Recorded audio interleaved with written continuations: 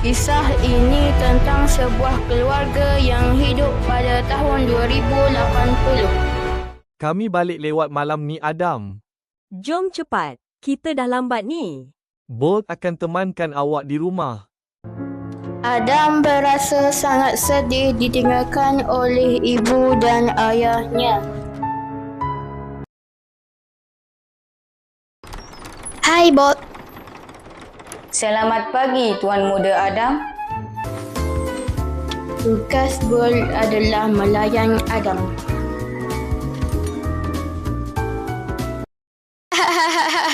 Kelakar kan?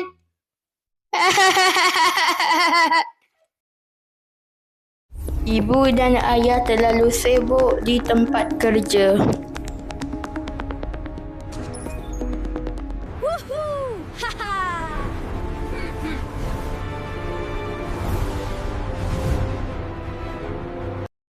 Sakit sangat ke, Adam?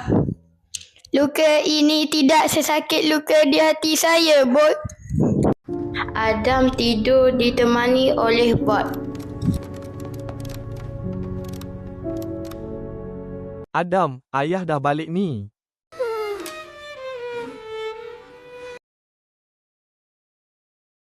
Selamat hari lahir sayang. Ini hadiah untuk kamu. Saya tak minat. Tak nak. Saya nak Bolt je. Bolt, saya nak awak je.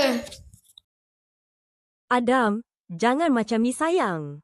Ibu sayang Adam. Ibu siapa? Esakan halus ibu.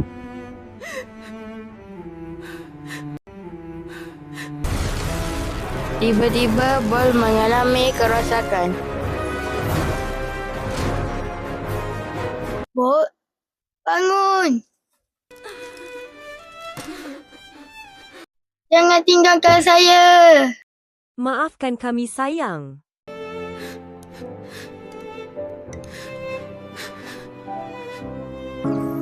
Ayah cuba membaiki Bolt.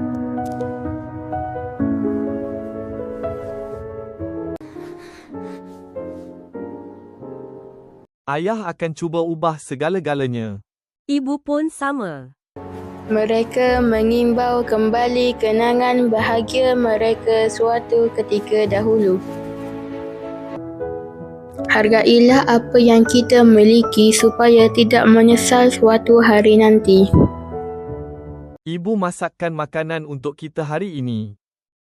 Terima kasih, Ibu. Seronok kan dapat makan bersama-sama? Esok kita main lagi, Bu. Okey, Adam.